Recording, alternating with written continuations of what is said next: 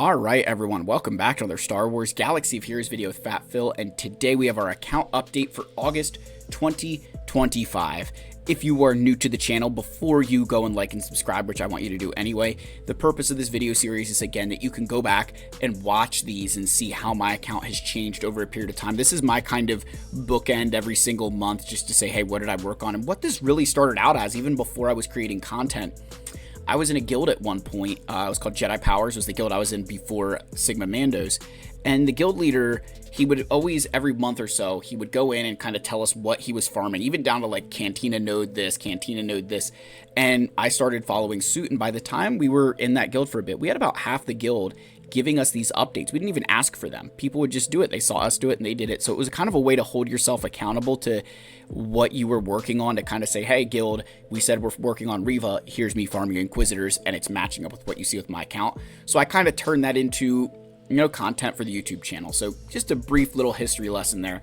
With that said, please like and subscribe, comment down below. Let's give a shout to our channel members, as always, for their continued support. If you guys are ever interested, that link is below, along link to Discord server. Go check it out. Really appreciate you guys keeping the faith, believing in me through good, bad, thick, thin, whatever's going on. Y'all are the best, and you know, I'm just so thankful, blessed, and honored to have every single one of you be a part of the Fat Phil community. It has been such a journey, and I can't wait to see where we continue to go from here. So let's get in here, and let's talk about the account update for August 2025.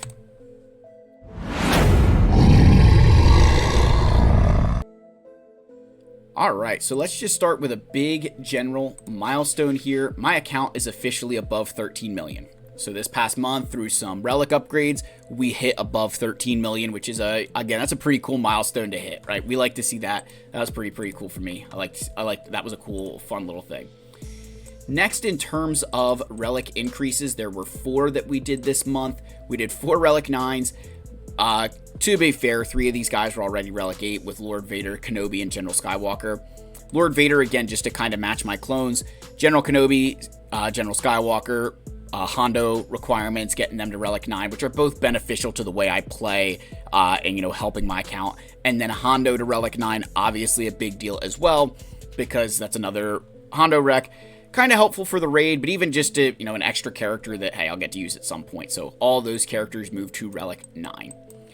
In terms of relics this month, we got the rest of our pirates here up to Brutus, all bare minimum relic 3, with Smee kind of sticking at relic 5, which he's been there for a little bit. So all these guys are now relic 3, got some Zetas on them, still some work to finish out on that group of pirates, and then Vane is sitting at gear 12.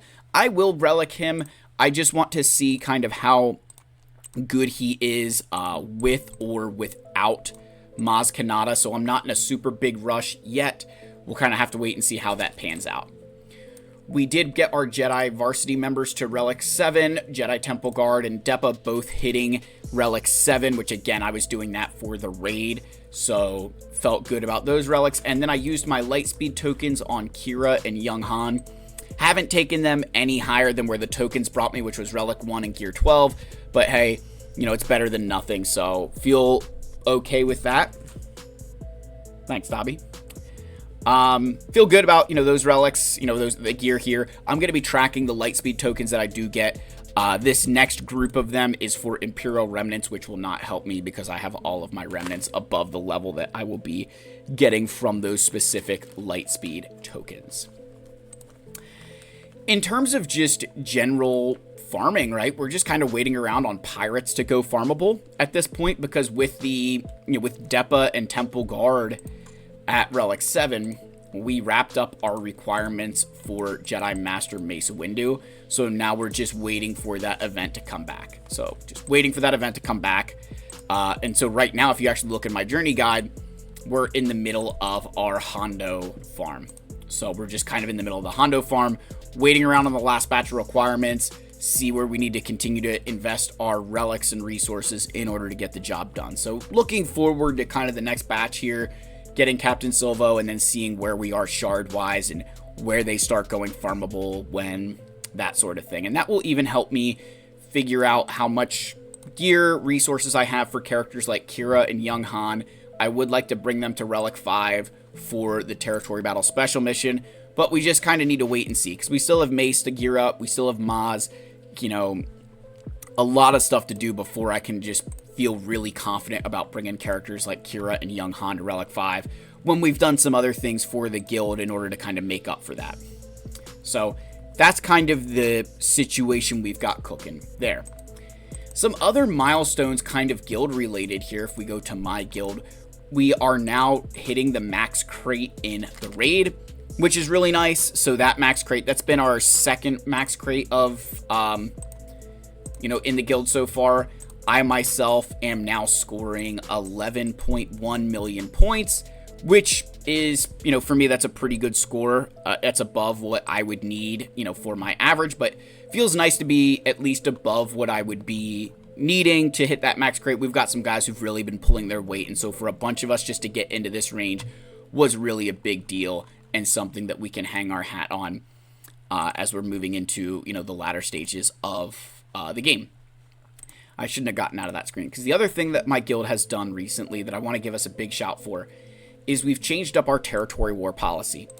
Many of you guys know I don't love territory war, right? Territory war is not something that I love. But I was recognizing as a guild that we needed to get more droid brains and that we should probably start to care. And part of our problem with territory war was we were joining with every single member and then just getting paired up with Claw Patrol, Maw, Desert Reapers, Rise of the Fallen, those guilds that really care about territory wars that are in that gauntlet. And that's not what we are. So I made the suggestion, and I think a lot of other officers agreed, hey, why don't we switch to only join if you're going to participate, which is sandbagging in a sense, but also not punishing us for players who just don't care. And with that, we've been able to win a lot more territory war. We've even had, we've had we got like 1 or 2 cupcake matches, but we got some matches that were actually against guilds that were pretty even. And we just, we're able to win those. Obviously, we're not going to continue to win for forever, but it felt good to get those under our belt. And with that, we have done quite a few different territory war omicrons, which kind of comes from the benefit of me buying the episode pass where I'm getting additional omicrons every single month. So I have been spending some omicrons on territory war characters, just to highlight a few that are newer, if you will. Scrolling through, we have Master Qui-Gon, we did the Fulcrum one, and Cal Ripken Jr. I grabbed the Great Mother's Omicron. I grabbed, let's see, there's a couple others. I know there's at least one other one. Where's Shin?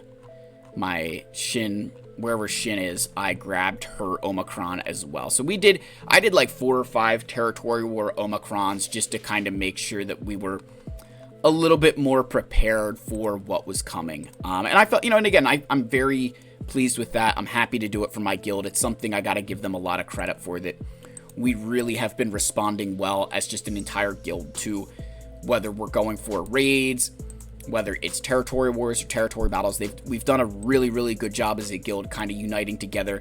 And even when we made that switch in territory war, we put that to a vote then to the general guild. It wasn't like the officers just said, oh, we're doing this. We put it to a vote. Vast majority of the guild wanted to push harder in territory wars, and they've responded well.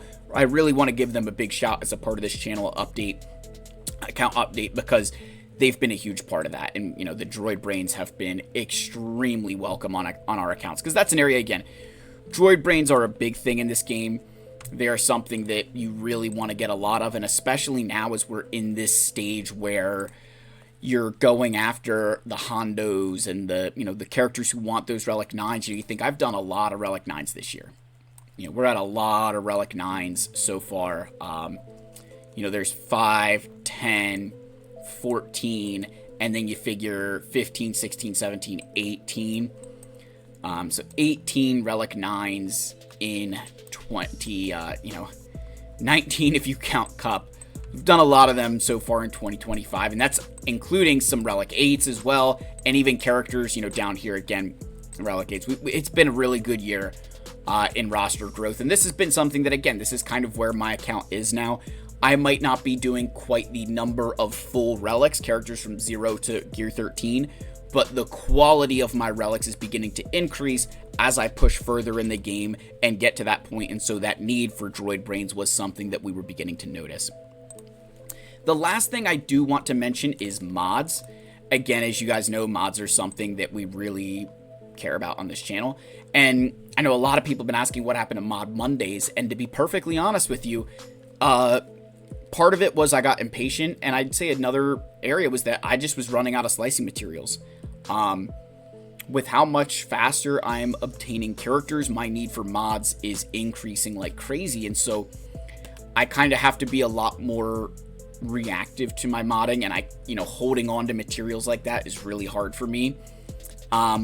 So that's part of it, but also, especially now with the way you can get characters at, you can start relicking them earlier, getting them to gear 12 earlier. I can start building mods a lot faster, so I don't have as many resources laying around because I'm constantly slicing, constantly calibrating, trying to get those stats. So I'll do one roll on this one for Vayne. I really like this mod for a tank, so we're going to try and take this health and move it to something. And we get protection, which for Vayne, I think that is ideal.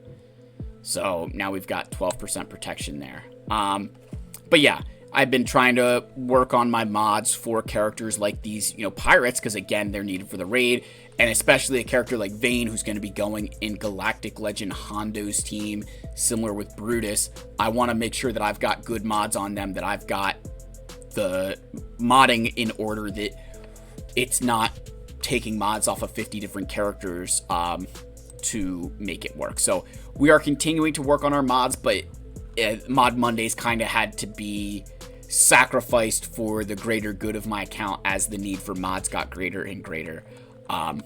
So I did want to at least bring that up, folks, but that's August 2025. I'm very excited to see where we go in September. Really hope we get to talk about having Jedi Master Mace Windu next month, kind of how that changes our account, and then moving in from there to the next areas of the game. So like, subscribe, comment. I love you all. May the Force be with you, and I'll see you in the next video. Cheers, my friends.